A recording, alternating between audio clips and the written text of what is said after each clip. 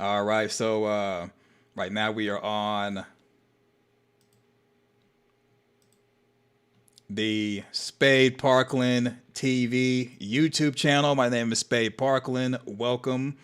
So if you were just watching me on Parkland Media YouTube channel, we just completed a live stream and now people are filing over to the Spade Parkland TV YouTube channel. This is like the panel channel and also where I do the actual stream and I do the pre-show on the Parkland Media channel to kind of get people corralled up and to come over to Spade Parkland TV. So what's going on? So Static Gaming says, I'm here, I think. Yes, you are here. All right, so Mike says, fell in like tears from Sophia's eyes. Well, there was no tears in Sophia's eyes. There was definitely an ugly cry and her looking up to make sure Kenny was taking the bait. We did it in slow-mo, so you all could kind of see the little nuances of Sophia and Yellow's performance. Yeah, so Red Star 24 says, we made it somehow. Oh, Amanda says she got left. Oh, man. Sorry about that. Sorry about that. Emotional damage. Yeah, I apologize for that. So hopefully no one else gets left behind. So thank you. And we're going to be going over From, which is a show on MGM Plus, Amazon Prime. This is like a theory video. It is over the episode called Fray. We'll go through the rest of the video. Last time, well, not last time, but the last stream, I planned on going through the whole thing, but we started having a lot of fun and couldn't get past the first scene before seeing Sophia's ugly cry and her performance. So what's going on? Joyce84, welcome. All right, so everyone's here. And so we left off with going over Sophia's fake Lake of Tears. Just to kind of give like a recap of Kenny just going through the motions. But basically, Sophia went outside and did the thing that Kenny said don't do. She went out there with the monsters. Kenny ran out there, got her, came in to scold her. And then when scolding her, that's when she let it be known that her dad, the priest, had died. Look at him. He comes in. You messed up. Now she's crying. She's putting on a performance with the fake tears, fake cries. My dad, he's dead. Oh, you mean to tell me your dad, who's a Catholic priest, has a daughter and he's dead? Is he really your dad? See, all these red flags that people are not, well, really Kenny is not asking about, such as when Sophia and her dad, her fake dad, drove into town. They didn't go through the town more than once. They went through and they literally went past the barn, drove into town, and drove directly into the sheriff's station. And matter of fact, let me show y'all what's weird. I'm going to show y'all what's weird. Let's go back to the arrival. There's something I want to show y'all. Look at the direction the vehicle came in.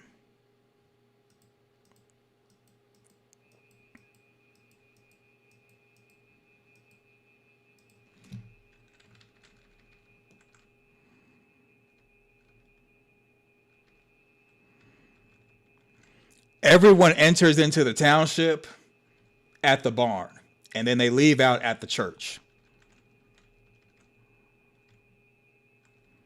Matter of fact, let me show you all a map so you all can understand, so you all can kind of see what I'm talking about. So there's an actual route.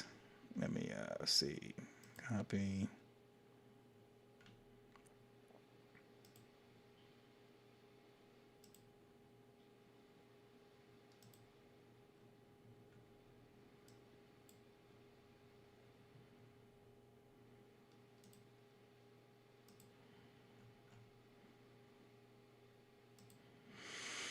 Okay, so seasons 1 through 3, when people come into the township, they go in where the barn is. The barn is right here. They go in where the barn is, and then the gas station will be on the right. And then they drive through the town, and they always go out where the church is on the right, and then they make a loop. So they're driving in a straight line, but it turns into a circle. Or maybe they end up going this way and going out, and then going back around. Because they end up going where the highway is, where I think is behind Colony House. But anyway, so it's always you go in where the barn is, and you leave where the church is. That's always the route or the path that people go. Well, when they come in, talking about Sophia and Dad,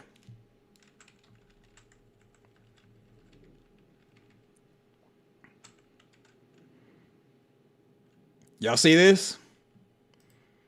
This is Sophia. This is the Sophia vehicle right here. What do y'all see right here? This is the church. This is Sarah's house right here.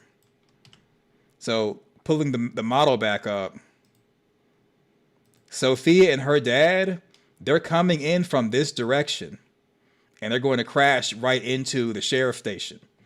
That's unheard of. The Matthews, the Stevens, even the church, not that church, but even the bus, they all came in from the barn. And then, I mean, the bus ended up pulling into right here and stopping. No, actually, the bus pulled into like where the diner was at the end of season 1. But the bus that brought people that basically was there season 2, the Stevensons that came before season 1, and the Matthews who came season 1, and even the ambulance that came with Tabitha, Henry, and Acosta, they all came in from the direction of the barn. And then remember, as the ambulance was coming into town, when the monster creature was on the ground, they were at the church. So everyone has come in the same direction. But look at Sophia in yellow. Sophia in yellow is this is the only time that someone's come in the direction of the church. Sarah's house, the church. No one's ever came from this direction before. So this should have been your first red flag. Something's wrong. So what I'm believing is this, that either this is a continuity issue, which it could be. The man in yellow has control over the township to where he can choose where to come in at, or the priest may have found a way to get past the tree. I doubt that. I think it's that the man in yellow has that much control over the town where the man in yellow, Sophia in yellow, can actually come in on the side where the church is and then come into the township. This is unheard of. And then so they're doing something that's unheard of. And then what's the first thing they do? Speeding into the township. Speeding. And then Boyd's like, what is this? Kenny's in there. What's going on? What is this? And then drives directly into the sheriff's station, aka the post office. So not only do you come into town in a different direction than everyone else has, but you speed into town on your first time driving and you go directly into a sheriff's station. No one's questioning anything. And the reason why, I think Kenny, who has Sophia at the clinic, everything's calmed down. The reason why he's not asking any questions is because he's been disarmed. Boom, right there. All right, so I wanted to show y'all that. So that's the reason why Sophia putting on and basically having Kenny all over her finger is like a big deal, because he and more than likely other people are not thinking, because Sophia came in this accident. They're not putting two and two together to say, wait a minute, there's something different about her. Her dad is a priest. Priests don't have kids. They don't get married either. So he's a priest. She came into town in a different direction. Came in town on the first drive-through, speeding, and went directly into the sheriff's station. And then now the fourth red flag, these are all red flags. The fourth red flag is Sophia goes outside and is crying at the forest and left the door open instead of staying at her father's bedside crying. 4 red flags, and Kenny did not pick up on these red flags because he has a sense of wanting to protect her. So I think Sophia being paired up with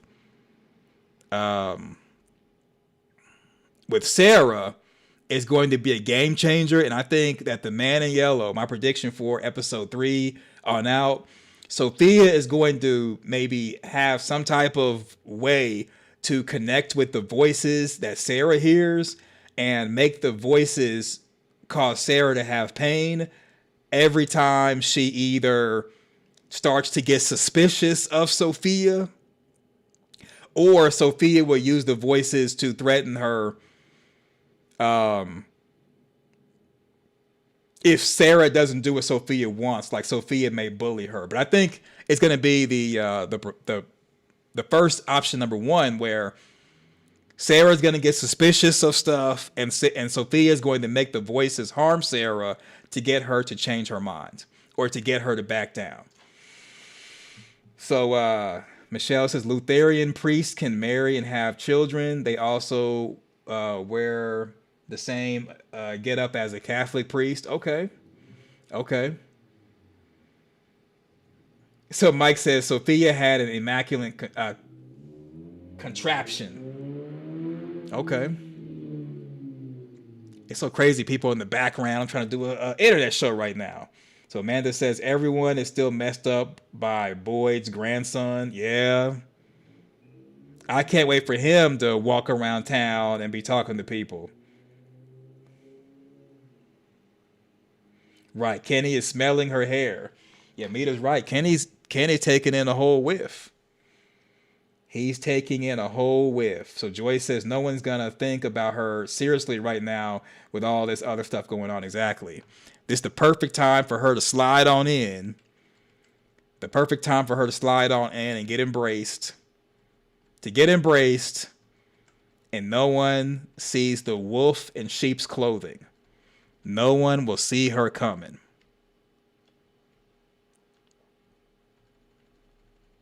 No one will know anything. Look at this. Look at this last little shot. So Julia Doyle, she's great playing Sophia in Yellow. Yeah. That right there. Is he buying it? Is he buying it? Yes, he bought it, and I think you have the receipt. I think you have the receipt. Yeah.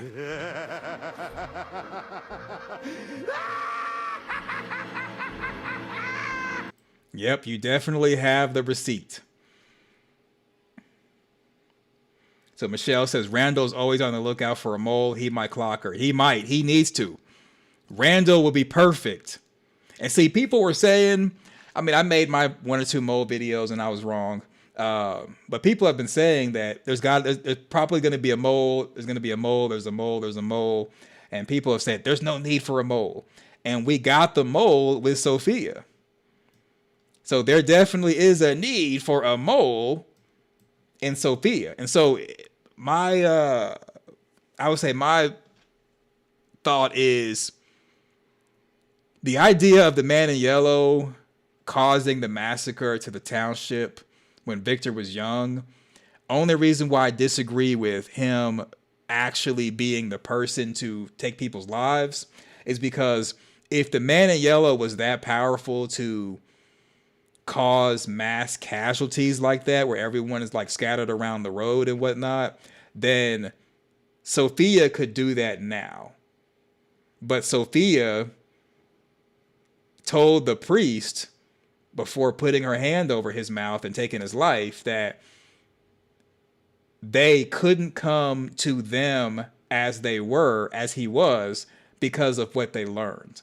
So there's something as far as a limitation to Satan where Satan cannot do things and has to do this whole infiltration thing. And maybe we'll find out about that later on, because we have seen Sophia bleed, and there's a reason to do this whole infiltration thing versus just being like the monsters and just walking up to you and taking your life, or being like the supernatural cicadas and just coming into your room and possessing you. There's got to be something to it. And I think the limitations that are there is what's going to help them defeat the man in yellow, maybe at the end of the season or at the end of next season. So Amanda says, I think Jade will see through Sophia in yellow. I think either Jade, Randall, or maybe Sarah. I think those three are who I put my money on if I had to bet. Simply because I think at this point, Sarah recognizes evil. I think Sarah can recognize stuff, and people just got to give her a chance.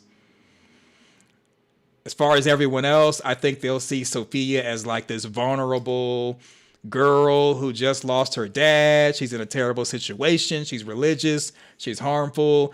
They will take the bait and fall for it. But I think Sarah, Randall, and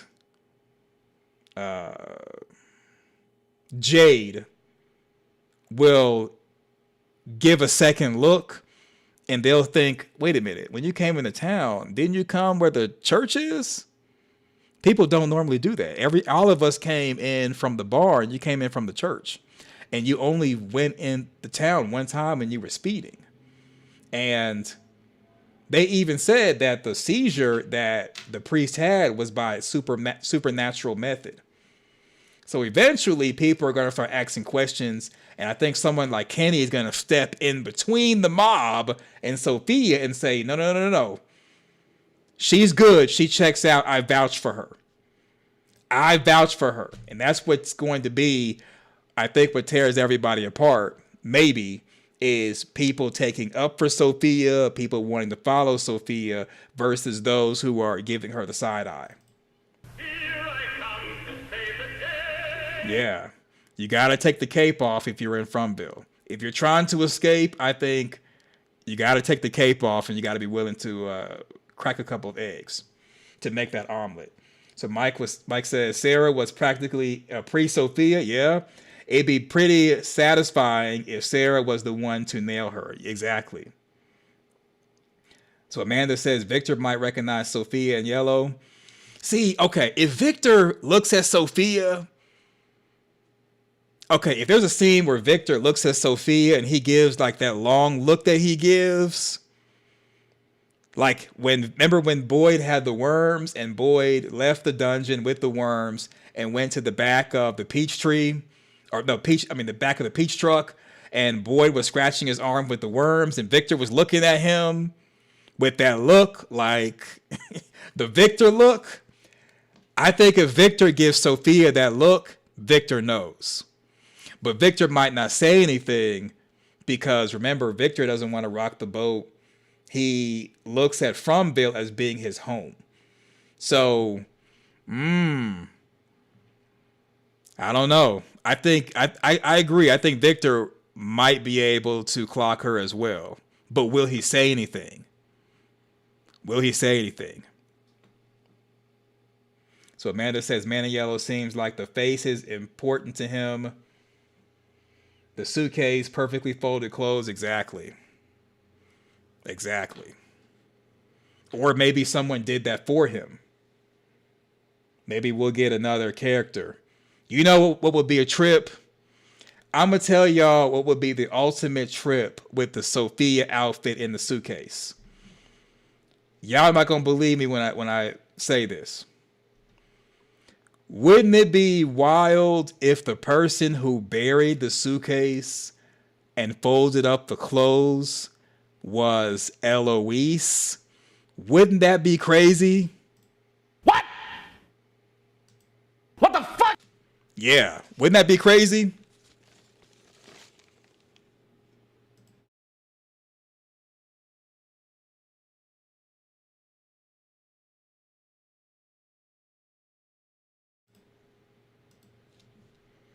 That would be the ultimate way to bring Sophia in. Not Sophia, but to bring in Eloise. If Eloise has been the man in yellow's like little helper the whole time.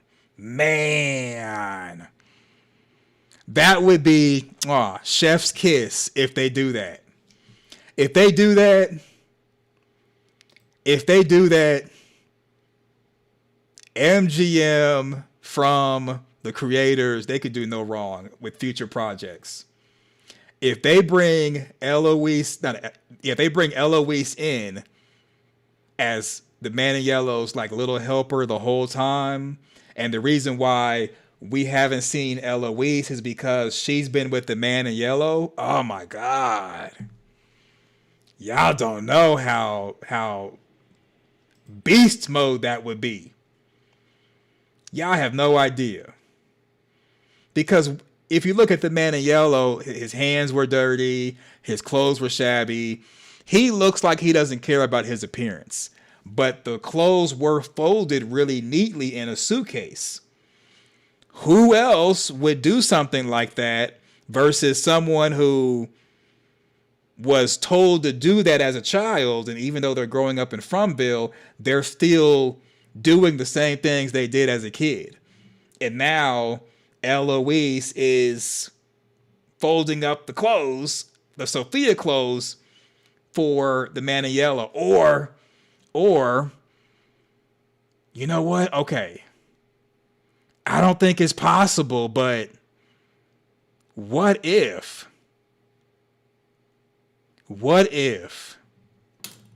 and this is a stretch, it's a yoga stretch.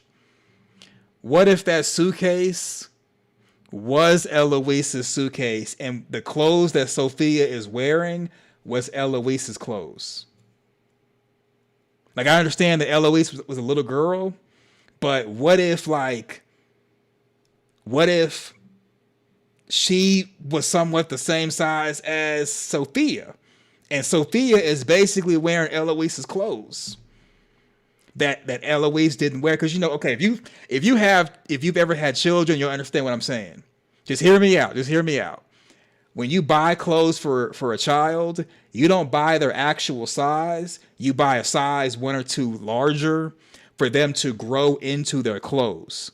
Same thing with shoes. If a child is like a size 5, you don't get them a size 5. You get them maybe a 6 or a 7 or 6.5 for them to grow, for them to be able to use the shoe, use the clothes, and grow into their shoes and clothes. So in theory, Miranda could have been buying clothes for Eloise, but buying at least something that's a size too large for Eloise to grow into. Now, Eloise, Victor, and Miranda were heading towards the tree in the park, so I doubt that they had packed a bag as far as a suitcase. But when they got into town, they may have went through the lost and found and then got some clothes like that. So then the suitcases that were left behind from other people, they may have been using those suitcases, and so Miranda may have went shopping through the lost and found stuff in the diner, the barn, or colony house, found some clothes for Eloise, but got stuff that was like a size too large or something, put it in a suitcase for Eloise, because I'm sure everybody was going through everyone else's stuff, and they were keeping their stuff secure in the Peach truck and their vehicle by keeping it in suitcases. And maybe that's like Eloise's clothes that Sophia is wearing. I mean, it's a stretch. It's a yoga stretch, but it's possible.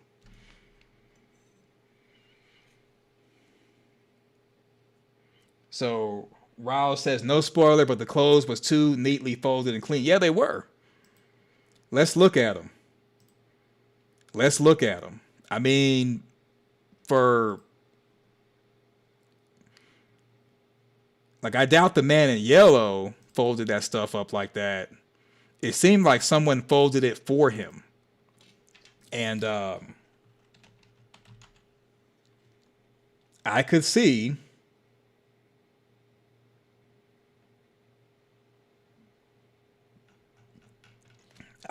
someone like Eloise doing the same thing that her mom used to do for her when they were in the township. I could see Eloise doing something like working for the man in yellow, because he does seem like he's nice. Like the way he was talking to Julie, he did come across as being nice. Even though Victor in the barn, when talking to Henry, was saying that he always destroys stuff that's good, always takes away something good, something like that. But I could see Eloise running into the man in yellow. He abducts her, and now she's working for him. Because the man in yellow does look similar to Henry. I mean, I guess right now, I mean, back then, maybe not, but I could see a child lost in the forest. Here comes the man in yellow, an adult. She's scared, and he offers to help her, and now she's working for him. And that could be who did all this folding up of clothes. It's a stretch, it's a yoga stretch, but that would be an awesome way to introduce Eloise into the story, if they wanted to introduce her in the story. Like, what, that would be an amazing way to introduce the character as an adult. What do y'all think? What do y'all think?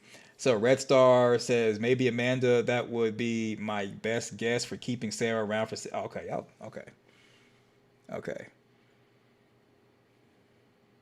Okay. Well. So Amanda says, when Victor was describing his sister to Tabitha and Sarah, it seemed like she might have been a little off. It just seemed like she was, I can't think of the appropriate description. So a little off could be maybe like autistic. I could see that.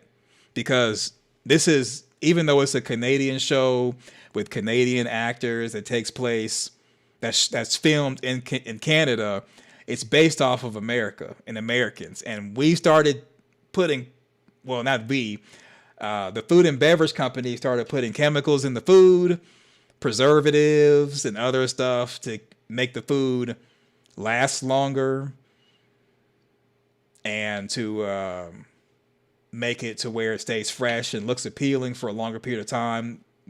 We'll just call it preservatives. They have started doing that back in the 80s. And that had well, not really the 80s, maybe the 60s. And that did cause a lot of people to start, unfortunately, experiencing different health issues and mental issues, including being autistic. So, you know, now in America, there's like almost a recall on some food or something almost every week. But in the past, there were no recalls. It was just, you're suffering from this thing we don't even know. We don't know why. We don't know what caused it. But now, decades later, they have the studies, they have the information, they even have the technology to be able to test for things and to do recalls. So I could see someone like Eloise, unfortunately, being affected by processed food.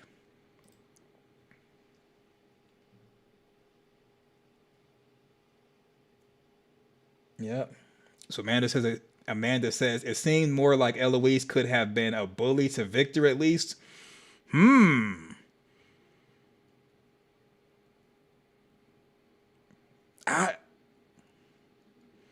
I mean, she did ditch Victor in the root cellar. She did ditch Victor in the root cellar.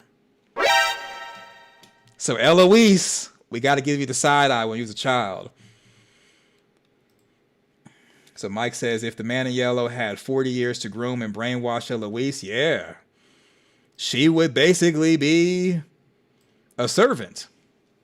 I could see Eloise being a servant for 40 years and being his helper, burying stuff, putting together clothes neatly, sneaking into the town and getting stuff from the lost and found while people are not paying attention.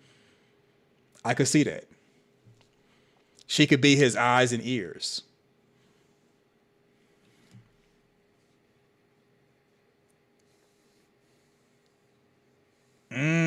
So Amanda says the way she always chose which house to play in. Yeah, exactly. Exactly. Yeah.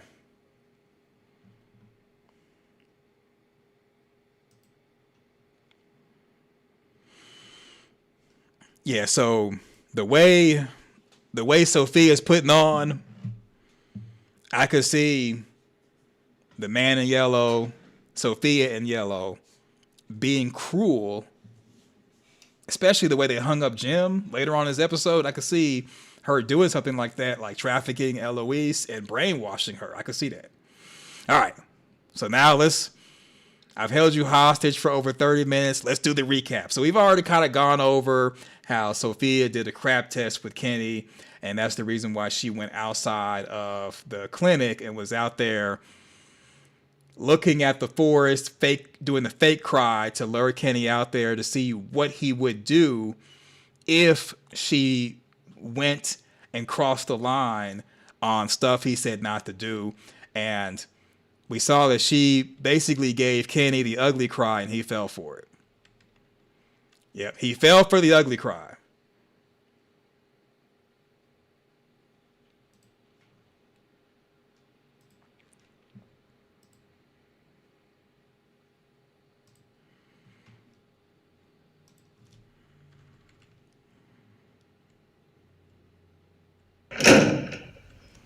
Okay, so Boyd is corrupt. Not only did he cover up for Fatima, not only did he cover up that Fatima took out Tilly, but he's threatening Elgin that if you tell people what happened, I'm going to say that you took out Tilly and you're going in the box. So Boyd is officially a bad person. He's officially a villain. I mean, what do y'all think? I don't think Boyd has any... There's no redemption for that. It's one thing while it was going on and he could ask for forgiveness. No, he is doubling and tripling down that he's going to cover things up to protect Tilly. Now, to protect Fatima and Ellis indirectly. So Amanda says the truth. Elgin kidnapped Fatima, fed her his blood. Yeah, the truth. Exactly. So Nick says Boyd is very corrupt. Elgin hasn't done anything worse than Sarah has. Exactly. Red Star says Elgin rage baiting. I think Boyd is bluffing. Well, I think Boyd would do it to protect Fatima and indirectly protect Ellis. I think he would start a rumor. And his voice carries weight. But people have seen him break down, but people have communicated to Boyd while he was breaking down, you're the leader. If you fall, the town is hopeless. So people have put their hopes into Boyd to the point where he's almost like Donald Trump. Let's just call it what it is. He basically could do whatever he wants. Whether you like Donald Trump or not, yeah, he could do whatever he wants. Oh my God! Boyd can do whatever he wants. Yeah. No. Yeah. Boyd can do whatever he wants at this point. And he's going to be sheriff. He's going to be the leader. So once you start looking at somebody like that, whereas you could do whatever you want, no consequences. Yeah, he can be corrupt and people are going to be following him. So in a way, Boyd is somewhat a cult leader. The cult of Fromville. So I made a video that I posted today on the 27th, where a black ram or a ram in a dark color is associated with Hades. That's the Greek god Hades, who rules over the underworld, and it also is associated with Hades in the Bible. So because there's a lot of Catholic themes on the show, I went the direction of the Catholic version of Hades, which is Hades is equivalent to the underworld, equivalent to hell. Now you may be asking, if I believe that earth is hell based off what the Bible says, and there's also an underworld, how can hell be earth what we're on, and Hades as an underworld both be considered hell? So the Bible is unclear. I'm going to be honest with you. The Bible, it contradicts itself. It's unclear. It says one thing in one book, another book. It's not uniform. So I think that underworld could basically be underground, equivalent to just having like something underground like we have on Earth. So you may have a prison that there's prisoners on the top part of the prison, and you got prisoners underground in protective custody or in isolation. I imagine it's like that, where the term underground just means underneath the ground, but not necessarily a separate location from the earth. All right, so Red Star 24 says, once they showed Ethan and Julie walking to the barn, I knew Jim wasn't in the bag. Too drawn out for no diversion. True. So Mike says, this is the moment my Baphomet theory came to sweet fruition. So with Baphomet, the goat god, I mean, a ram could be associated with the goat god who has the male top and the female bottom. Could be. Maybe we'll get more of that in the show. Maybe they'll take the ram out of the bag and someone will remark on a goat. But they do have goats in the barn. So just kind of pulling up a picture of Baphomet. I mean, he does look more like a goat. I mean, more like a ram than a goat.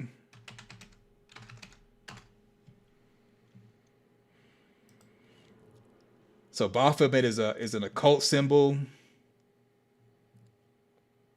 All right, so there's different versions of Baphomet. Matter of fact, you know what? Let's do this.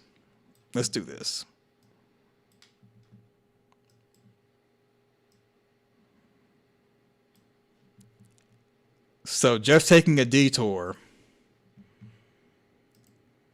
I know other creators, they just kind of like pulled Baphomet out their butt. Nothing wrong with that. I say there's no wrong theories.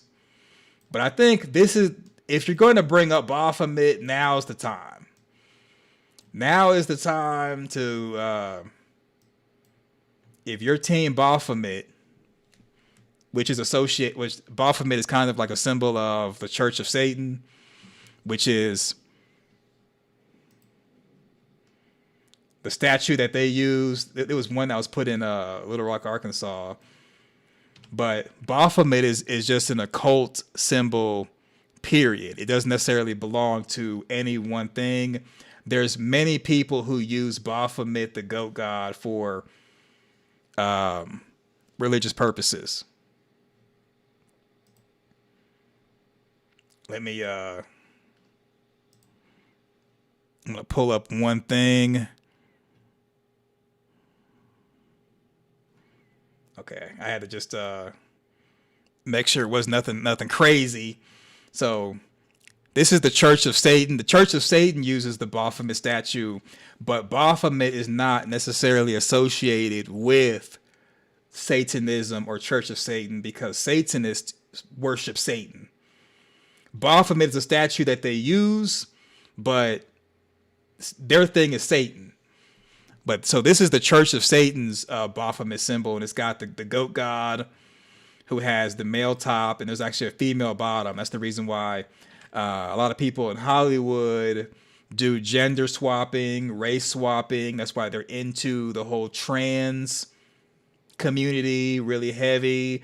And that's why people who are liberal push LGBTQ, which includes trans and everything, because that's kind of like them worshiping the goat god Baphomet with the male top, the female bottom.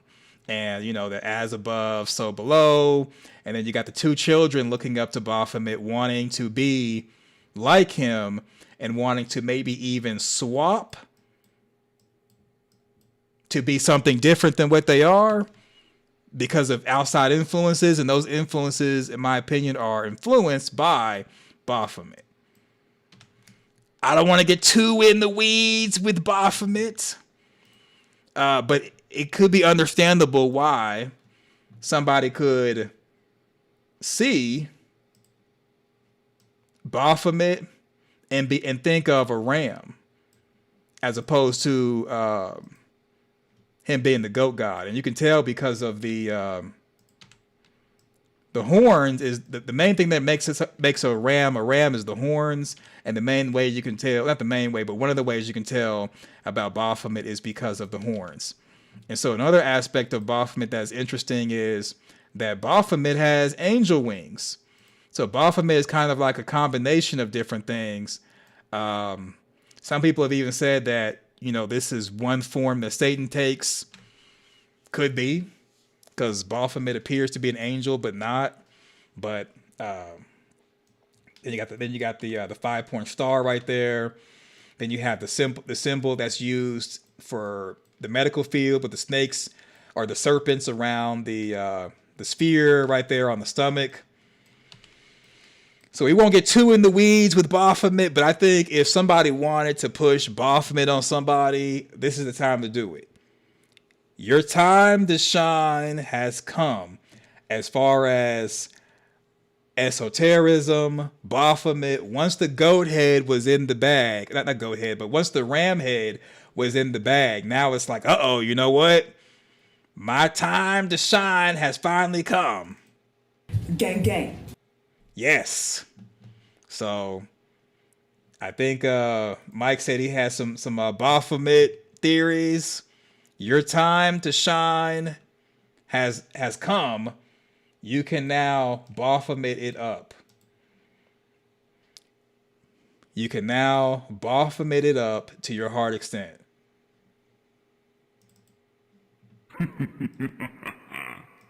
Yeah. So Rick Costa says Jesus said he would separate the sheep from the goats. Sheep go to heaven and goats go to Fromville. Yikes. Yikes.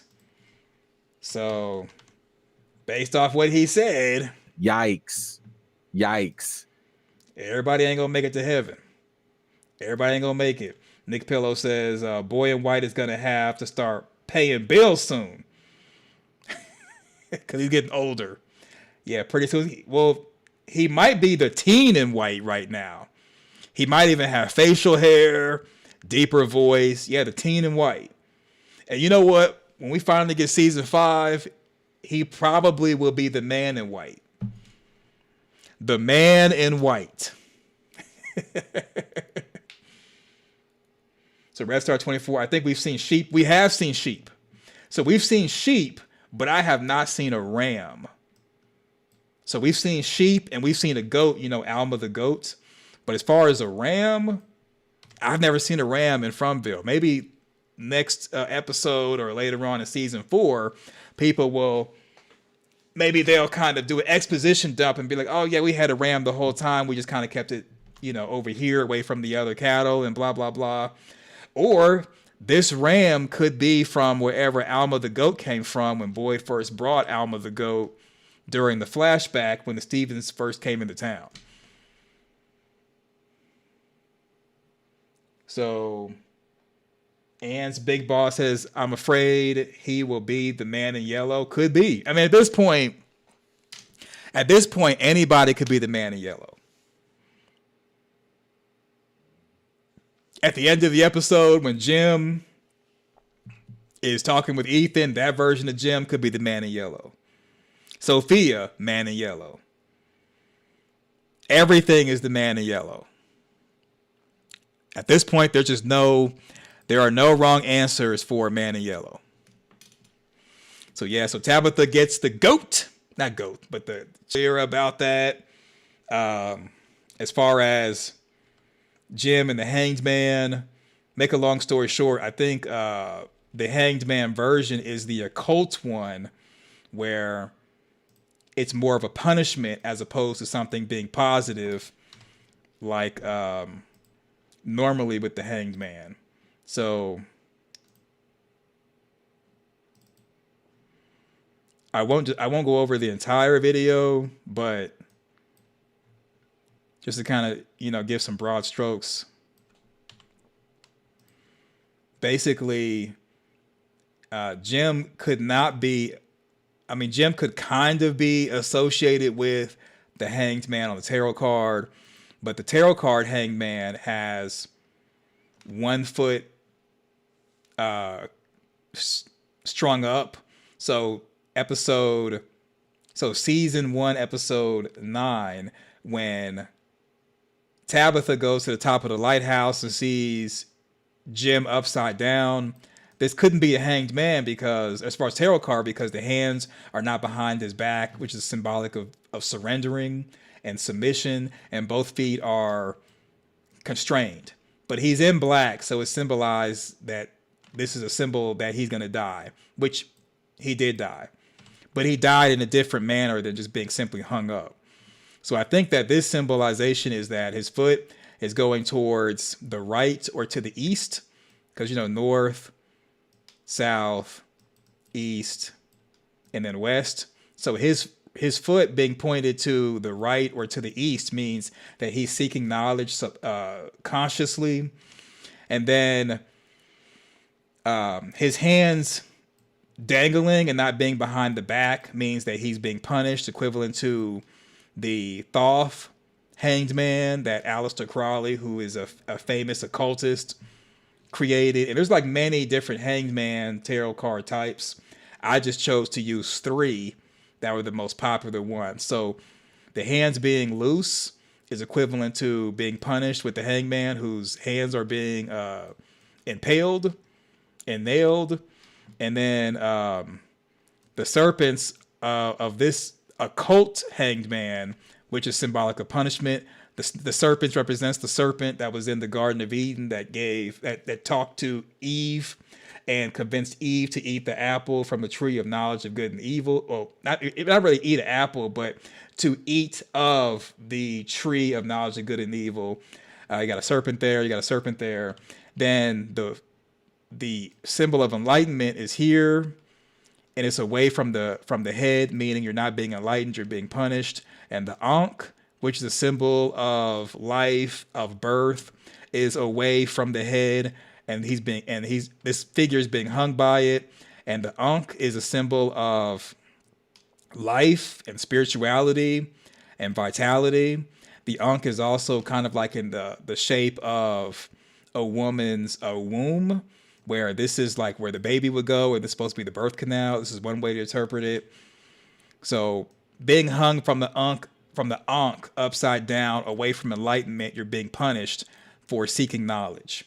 And I think this is associated with Jim. I mean, it's not a 1-for-1 as far as the positioning of Jim, but to me, this is what it symbolizes, is that Jim is being punished for helping Jade and Tabitha seek knowledge, like Jade said in the episode.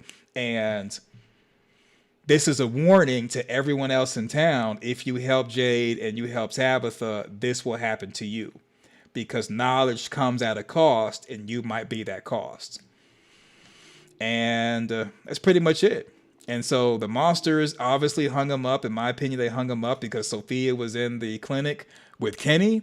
They ripped open Jim's chest and took his organs out like they normally do, to make it seem like they did this whole thing to take credit for their work. And so, yeah. So Garrett fam, what up? Welcome. So no, you did not miss tinfoil tea hour. Yep. Let's see.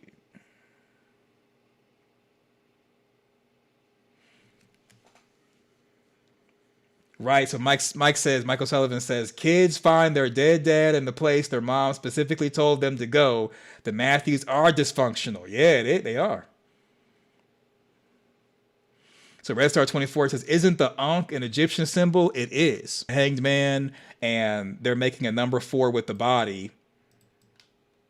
And the foot was pointed to the west. The west is associated with unconsciously seeking knowledge, as in you're going to get information, but you're not really making an active effort to do that. So you are right about the east symbolizes knowledge. And I think that the reason the foot was pointed to the east was Jim was actively seeking knowledge. He's punished for seeking knowledge, and the punishment is equivalent to how the body is posed on the Hangman tarot card, the Aleister Crowley one that I found that's associated with punishment. So Jessica says, the blood is back at the RV. Ethan walked right past it and no one said a thing. Yeah, so we'll see it towards the end of the video. So Nick says, was his throat shown in the episode? So this right here is the only shot of his actual neck. You can kind of barely see it. Even when Tabitha goes to talk to Jim, I think his face is uncovered, but not his neck. I think because his chest is open and organs are missing, that people are not really going to do an examination, since they're kind of like, well, he died by the monsters like everyone else. What's the point of doing an examination or an autopsy? But if Christy were to get curious, she probably would say, you know what? He died from his throat being ripped out. Everything else was secondary. But if they did not do that with Toby, season 1, when Jade and Toby first came into town, I doubt that they would do that with Jim's body. If anything, they probably would just prepare Jim's body for funeral and be done with it. In my opinion.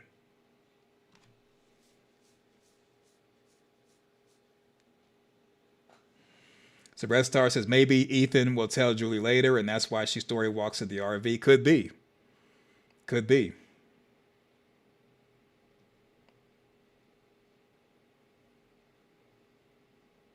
All right, so I think we're good on that.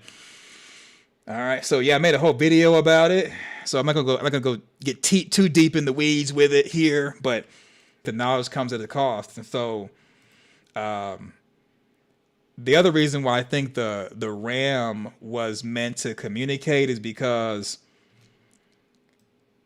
they got animals in the barn that could have been used, including Alma the goat. None of the animals, unless they show in a future episode, were harmed, and they're just in there just chilling. There probably are even animals in the yard of the barn that were unharmed, and it was just the ram that was. And I don't even know where the ram came from. And it took time out to say, knowledge comes at a cost.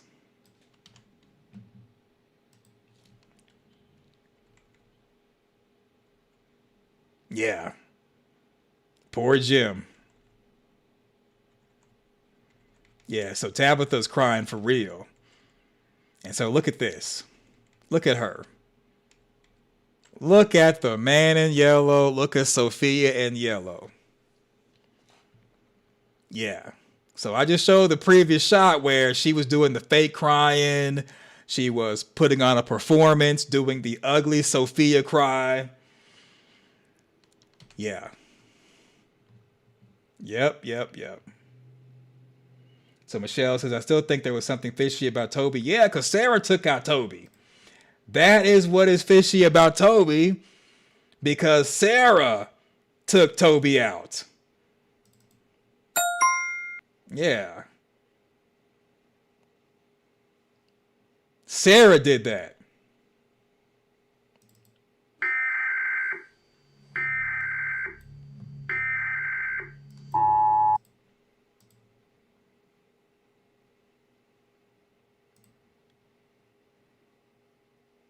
Rick says the Academy Award goes to Sophia. It's looking like it. It's looking like it. She has Kenny all over her finger from doing the ugly cry.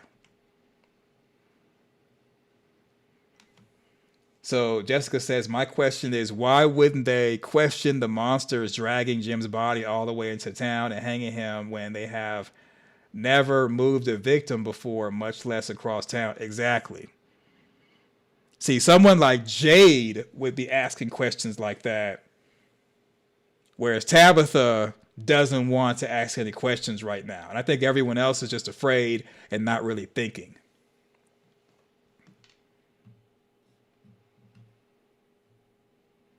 Yeah, Nick says Sophia's actor is really good. Yes, she is. Sophia and Doug, equally diabolical. Yeah.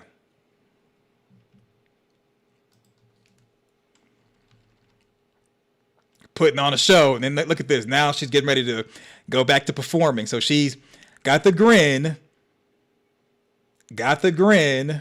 Yeah, we playing them. We playing them. Then they're putting Jim's body into the wheelbarrow, talking about Jade and Boyd. So they're not really looking at his neck.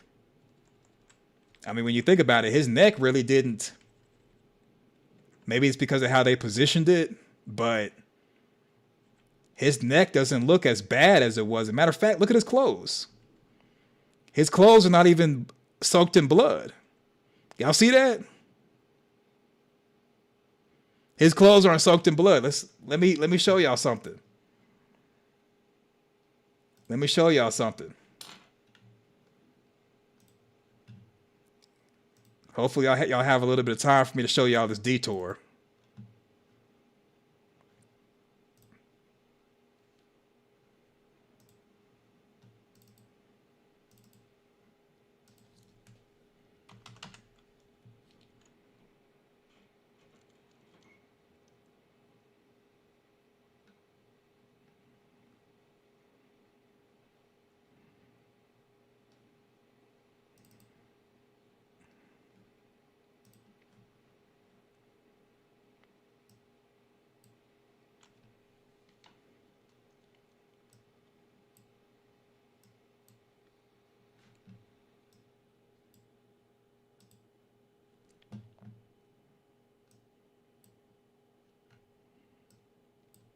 So do y'all see that?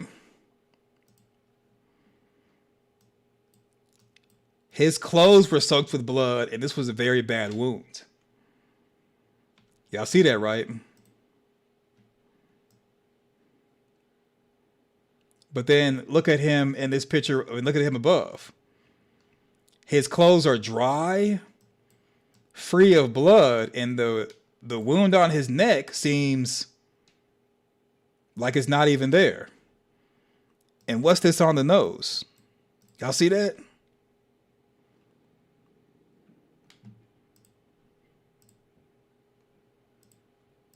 What is that?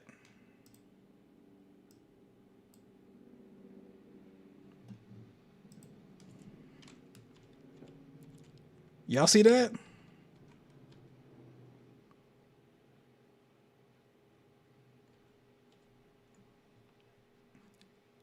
Are y'all seeing what I'm seeing? This is...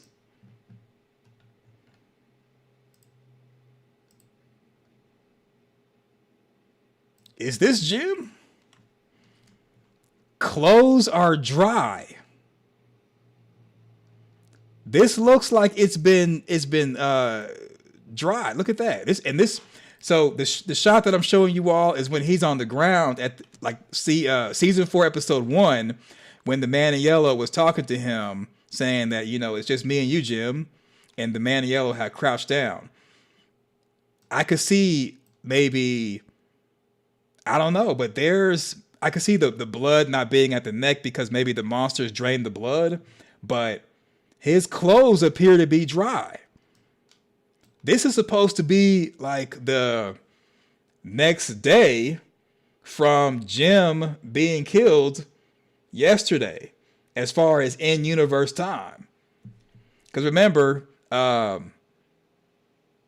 Tabitha remembered who she was. She went directly to the Matthews house, and then her and Julie were outside talking about Jim, and Tabitha said he'll be home soon, went to sleep, woke up. This right here Episode 2 is like the next day. So Jim was strung up almost the same day he was taken out. This is like the very next day, and his clothes are dry.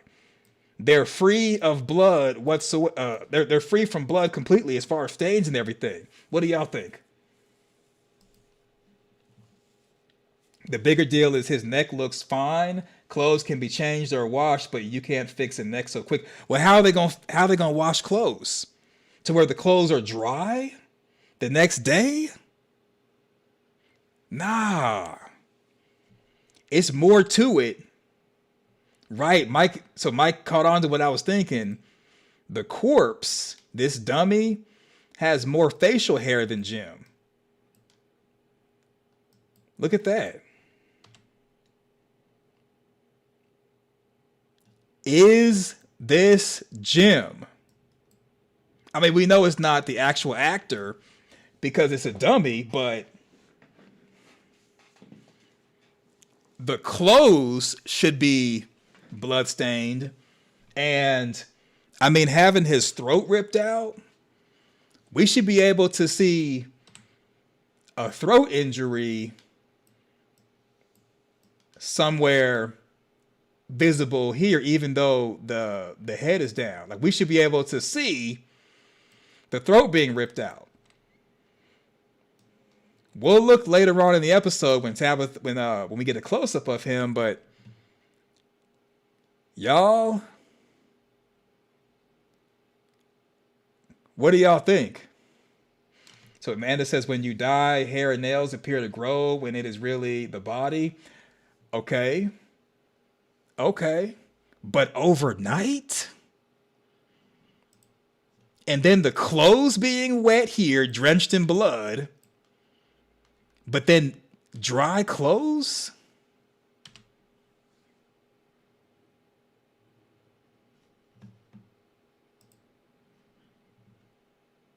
What do y'all think? Right. Mike says they know people are going to be tearing episodes apart frame by frame like we're doing now. Okay? We're doing it now in real time. This basically is us theory crafting in real time. So they know that we're going to do it. They know it. They know it. They know it. And yet we see this thing.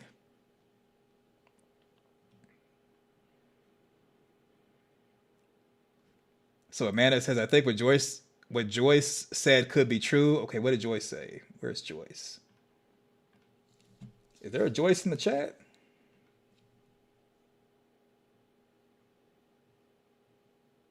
Yeah, Joyce. Yeah, Joyce 84. Amanda, she's a fast mover. That's for sure. So Joyce 84 says, can't wait for them to find the yellow clothes. Is Joyce done moving? She might still be moving. Maybe she left. I know she was moving. Yeah, she might be. Maybe she left the chat. Or maybe Amanda's talking about what Joyce said on a previous day. But yeah, this is a lot, y'all. Dry clothes. Barely can see the neck being damaged. This beard looks better than Jim's beard. He's got what appears to maybe be some scratches on the nose. We'll see on another shot if that's the case. But what if there's a body swap that happened and somehow they got him different clothes? Like, this might not be the actual Jim. What do y'all think? Amanda says Jim from a different time. Could be. Because, I mean, you all got to understand, this episode 2 takes place the next day. Remember? They were waiting for Jim to come home, and then they find Jim in the barn the next day. So that means the stringing Jim up, putting the paint on the barn, and putting the goat on the motel sign. All that happened overnight. There's no way they could have dried clothes, cleaned his neck, and done all of that overnight. I mean, you could say supernatural forces could have done that. I did a video showing that the man in yellow, he cleaned his hands and cleaned his skin while, before morphing into being Sophia. And then when we morphed into Sophia, he was completely clean. So it's possible that Jim could have been cleaned up through supernatural methods. But they ripped out the chest and got the organs. So there wouldn't be a need to dry the clothes, since it's understood the clothes would be wet. So let me do this one thing. Let's do this. Let's look at this.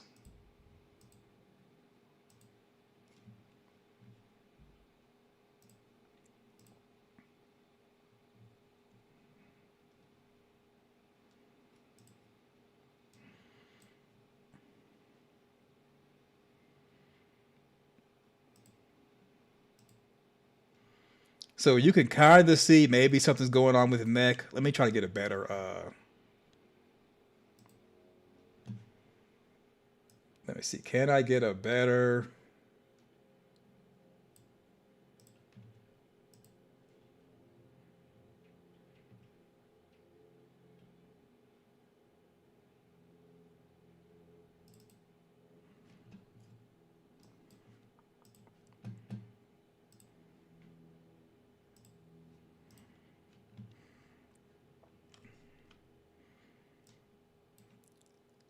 I'm going to try to zoom in.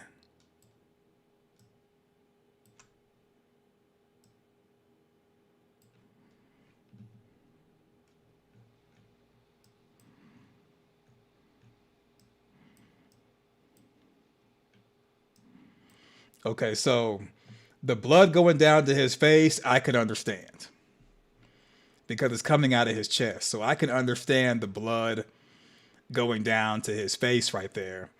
But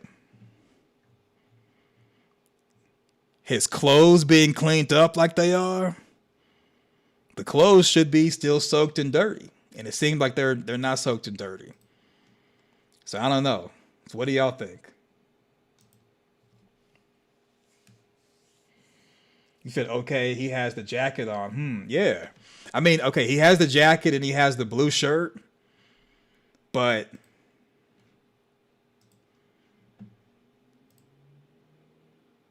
in the when Jim's on the ground, the jacket still got some blood on it right there. So you could say, well, parts of the jacket would be maybe dry. I got that. But it appears that even the undershirt is dry in the area close to where the neck is. And I mean, this right here, this part right here, that's the skin. This skin should have some blood on it. And so this part of the jacket is the left part, which is right here. This left part of the jacket should have blood. And there should be definitely blood right here on the skin. Because look at all the blood down here. So no blood on the jacket, no blood on the skin. That just seems very, very strange to me. Right, it's definitely weird. So Red Star 24 says, did they use multiple body dummies? Because that one looks different than the first one. They could. They could have. But besides the idea of it being an issue with the art department, with the dummies and staging and everything, as far as coming up with theories and trying to figure this thing out, I'm going to say everything's intentional. Everything's intentional, and that we're not just seeing like maybe bloopers or continuity issues. I think that we're seeing, and I mean, you can call me crazy. This might be a stretch. This might be a yoga stretch, but I'm thinking that we're seeing actual issues where we could reasonably believe that at the end of the episode, when we see Jim and he's looking around fidgeting and acting different than the other Vision spirit people that we've seen in the show, talking about Tom the bartender, Abby, Father Kotri. When they appeared to someone, they weren't looking around fidgeting. They weren't looking like someone's after them, like they stole someone's money or something, or they owe someone money. I think this may go into play a factor that perhaps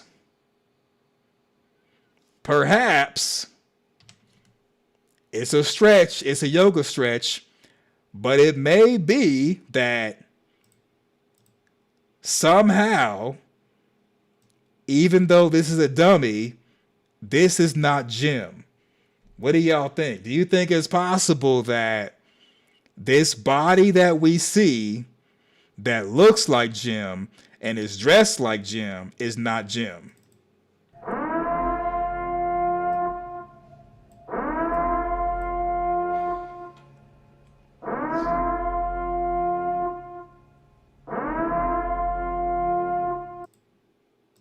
What do y'all think? Let's do a poll. There's 24 people in here. Let's do a poll.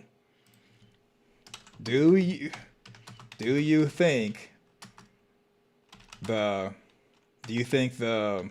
body in the barn is Jim's real body? Let's see. Let's do it. I want to know. What do y'all think? I want to know. I want to know. You know what? Okay. And while y'all answer the question, so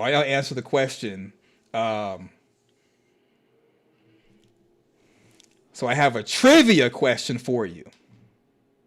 Okay, I got a trivia question. I got to remember to do the trivia. So the trivia question of the day is,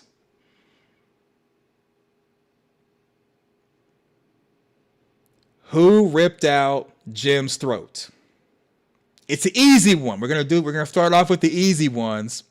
Easy trivia questions, and then maybe roll into some hard ones.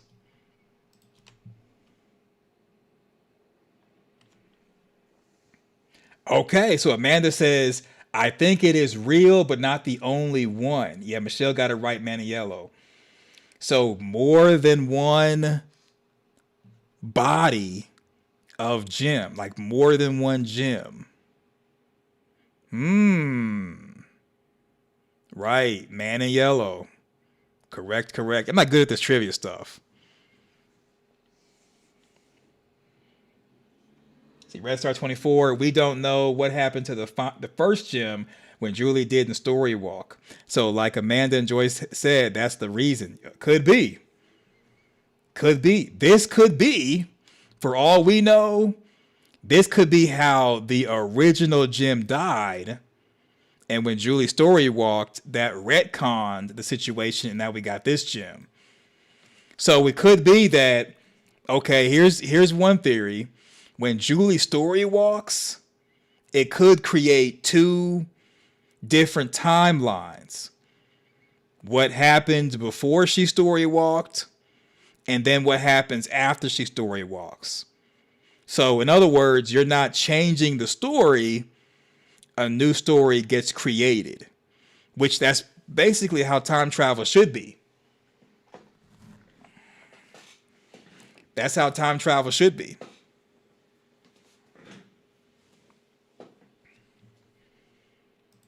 So this could be Jim from the original timeline.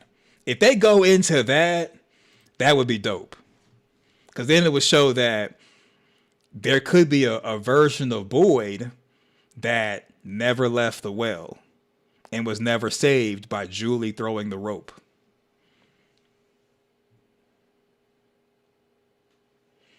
Okay, so Rick had a good question.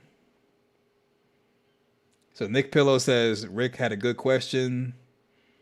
Nick says, I thought she was supposed to be running the diner. Oh, talking about Acosta. I'm not Acosta, but Bacta. Y'all think Bacta is working for the man in yellow? It would make sense. How do you get Elgin, Marielle on the same bus that are connected to Framville unless the bus driver is kind of in on it. How indeed, how indeed. Yeah, that diner's been closed lately. Okay, so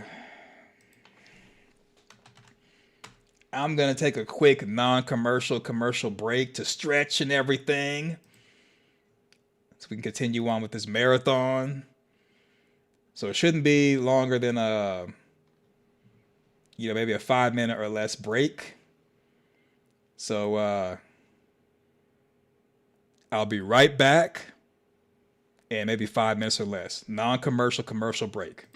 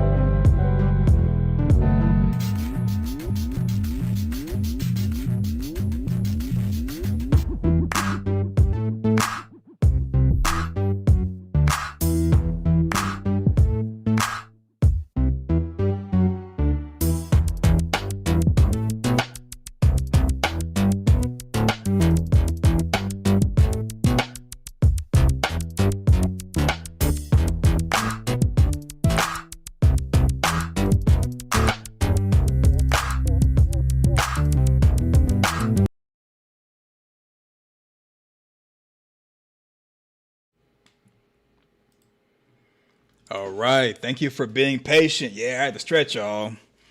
I had to stretch. I know we've been on here like almost 2 hours. Well, the previous stream was an hour plus, maybe an hour. Over here, it's been about an hour, 40 minutes. So we rocking and rolling. So let's see. Looking at the poll, do you think the body in the barn is Jim's real body? Out of 12 votes, out of 17 people, 67% say yes, 20% say no. Okay. Yeah. People think it's Jim's real body. So for those who believe this is Jim's real body, then how do you get clean skin, or at least skin that does not appear to have any blood? And then how do you get a clean jacket overnight? Now, if the answer is supernatural, they magicked it clean, magicked him clean, supernatural him clean. Okay, it is what it is at this point with From. Maybe they use supernatural forces or magic, and now he's magically clean.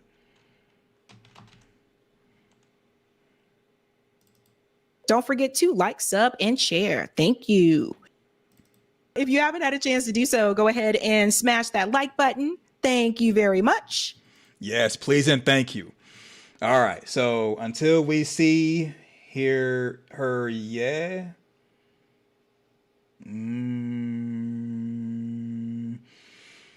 So Amanda says she may not be able to change the story, but the details could be, because when she story walks and goes back to season 2 when they're in the RV, she's yelling from the forest, and then one of the monsters comes up and tackles her down. So she was in the episode.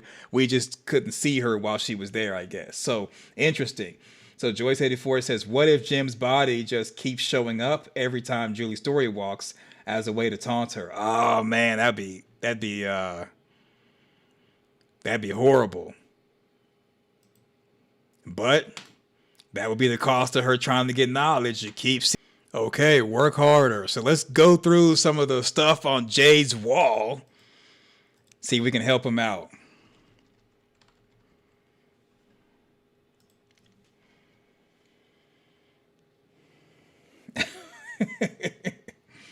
Boys face the entirety of the scene. Rick Costa says, or she is still mad at her for not killing Ethan. Talking about Sophia giving Sarah the stink face. Could be.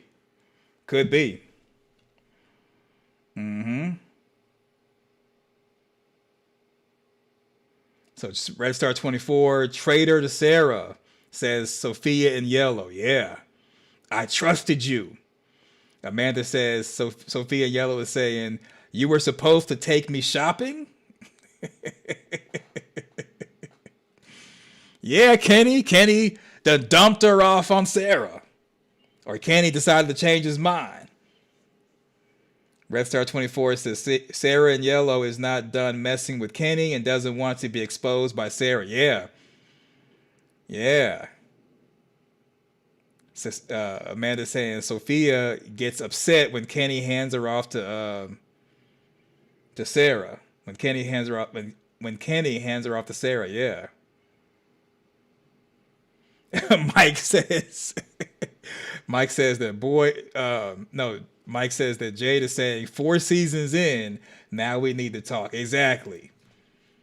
4 seasons. You waited for season 4 to finally want to have a discussion.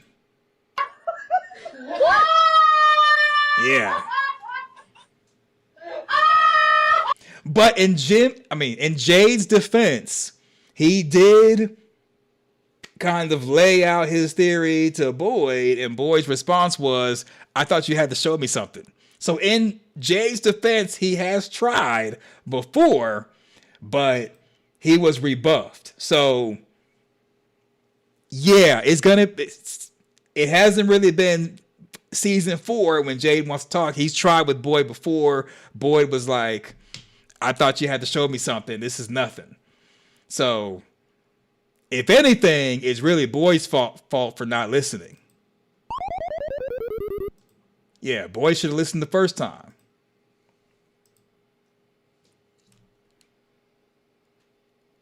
Okay, so looking at this wall. So we see a crayon picture of the bottle tree. I guess this belonged to maybe Victor. Music notes over here. And then so what do we know? They're kind of doing the same thing that Jim did with his wall at the Matthews original house before it collapsed. Unknown how far back this spans. The beginning, the original sacrifice of what, when it began. Ancient age, medieval. Stones in the cave were very old. 16 years. Other bottle tree. Cursive handwriting talking about one of the on one of the pieces of paper that were put in the bottles. It is. Okay, so on the cardboard, we have Industrial Revolution, which is close to like 1900s and Civil War era. The Civil War soldier, 1861, 1800s, 1700s. Settlement, protective wards, redstones. Tabitha saw these in her nightmares as a small girl. She dreamed of this place. Barn from this time period. Colony house made around this time. Diner, metal houses. So this is kind of the same thing I was talking about, whereas most of the stuff, the diner, the motel sign, they had the neon signs, they're made in the 1900s or later. So for those things to be built, there couldn't have been a trap. So the trap is more than likely made mid-century, and that's the reason why the monsters have mid-century clothes on, and from mid-century, there's nothing modern after that. Such as, like, there's no flat screen TVs in town. Anything that's in town that's modern is stuff that came with the townspeople, but the town basically has been frozen in time since the mid-century, which is a fancy way of saying 1950-ish. Okay, so we got diner, motel houses around the 1950s. Okay, he says 1950s. I would say 1900s. So 1900 and 1950, definitely. Maybe the clinic too. So the elementary, bottle tree. I think the bottle tree was made by Miranda. He even asked the question right here. This is the bottle tree this is the bottle tree that's also the faraway tree. Was it here before Miranda got here? Is that why she painted it? I think she saw it in a vision. So Jade needs to have each person in town, a part of the cast, come to the diner, have them look at stuff and see, can they add to his mystery board? Because Henry could come in and say Miranda saw the bottle tree in a vision and then she made it. So then Victor can come and say if he saw his mom make the bottle tree while she was around.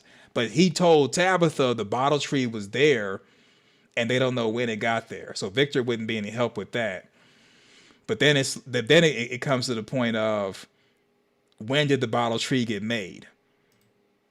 And maybe Victor may have a picture that he created or something, or maybe Eloise has one. Don't know. So Miranda died by a monster at the bottle tree. Okay, so that's how Miranda got taken out. They got Eloise's name crossed out, died by, and then a question mark. Did she die? Then we have a still alive for Victor, I believe. Yeah, Victor's got the still alive, but Eloise may still be alive.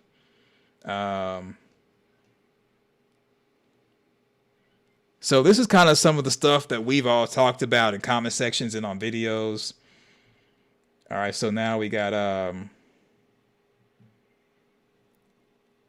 He's got this part right here where he came in with Toby in the Audi. Tabitha came in the RV with Jim, Julie, Ethan. 2 cars. Is the crash significant? If we saw the children, do we get to leave?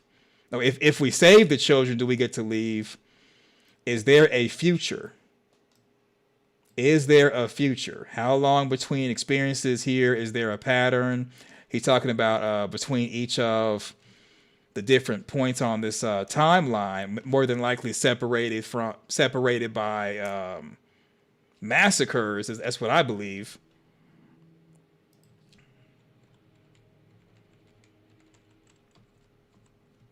And so that's pretty much where it ends as far as that shot. So really, this is just Jade asking questions, and I think him just pondering, asking questions is what's going to make him want to go back down to starting to think of story walking to save her dad. She's got that look. She's got that look where she's deep in thought, where she's like, you know what?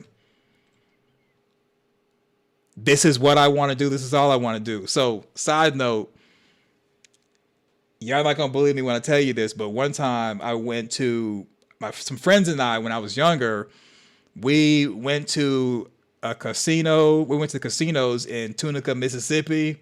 We went to gambling houses, if you will. That's the kind of like the family friendly way of saying it. We went to the gaming houses. And I remember one of my friends, he played one time and he won $500 on a slot machine. It was awesome. It was awesome. So we're all having a good time. He's like, I'm not going to play anymore. We're all having a good time playing, drinking, you know, enjoying the music, having a great time. He was sitting down at a slot machine looking just like this. The machine was right here, and he was sitting. It's the lever right here, the lever. He was staring at the slot machine just like that. And I'm looking at him like, hey, are you okay? He's like, yeah, I'm good. And he was staring and staring and staring.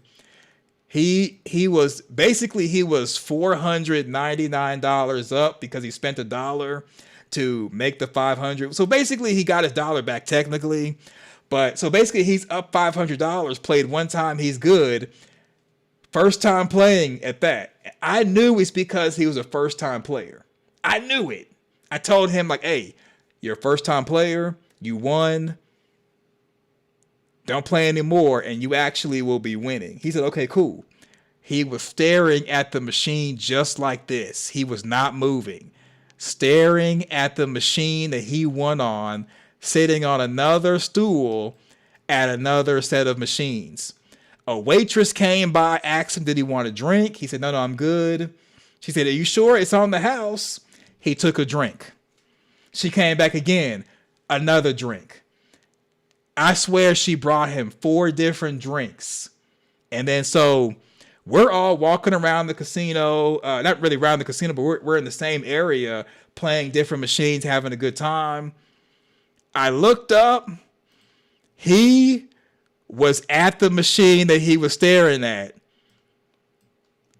I saw him over there. Oh, okay, he's having a good time. I walk over there 10 minutes later, and I see on the slot machine, it said 2020. And I'm like, oh, you won $20 more? He said, no, I just gave the machine that 500 and I'm down. Got him. Got him. Yeah.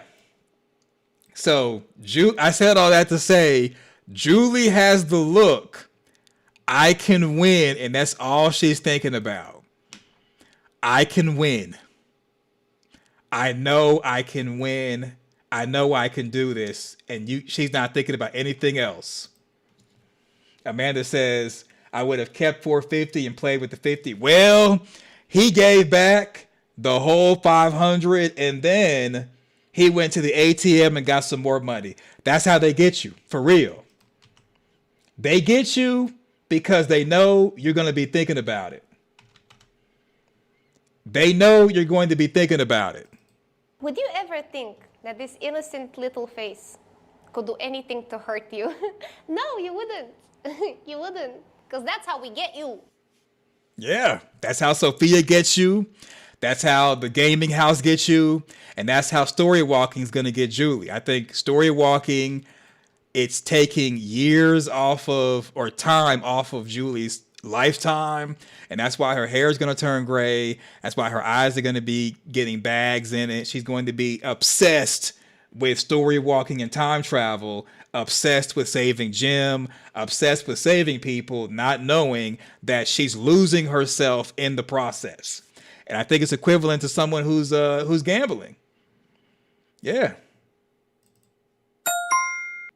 So yeah, Julie's getting lost in the sauce. She's got that look. She's got that look. So while Ethan's asleep, so Julie's waiting on Ethan to sleep. Ethan's waiting on Julie to sleep. They both waiting on each other to ditch each other. Look, Julie, she's looking.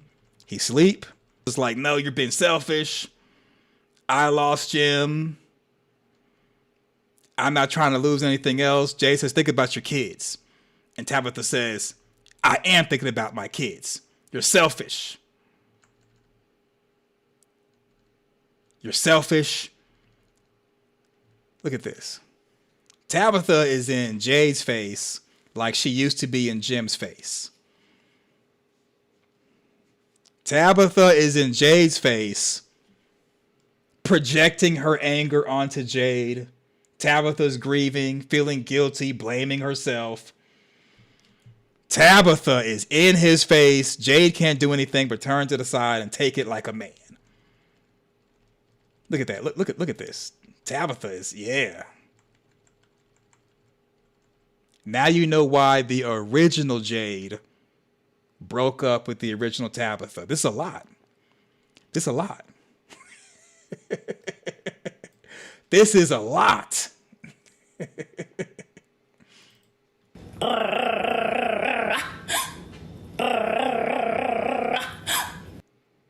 Yeah, it's a lot. It's a lot. Tabitha is projecting her anger onto Jade. In his face, blaming him. You're selfish. I gotta think of my kids. But she's mourning, so it's understandable. But from Jade's perspective, he wants to get out of the nightmare. From Tabitha's perspective, she just wants to protect her kids. She blames herself and everything. And this is where Acosta's been sitting by herself. Acosta has been sitting by herself, stewing, spiraling. Uniform has come off. She's no longer a cop on duty. She's afraid. She should talk to someone. She's in her own head. She's getting thoughts. She's getting restless, getting anxious. Boom! She's done. Acosta is done.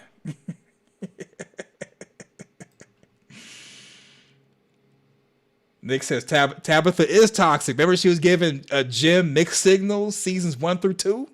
Mixed signals. Oh, Amanda says Jim gave Tabitha space and he got deleted. Yeah, he did. He gave her the space and now she has space for life. Slayer. Tabitha now has space for life. Nick says she and Jade should have been in Jim's place. Now she wants him back after he's gone. Exactly. Tabitha's going to give Jim his roses and say goodbye after Jim is gone. Look, Acosta, she's done. Acosta is done.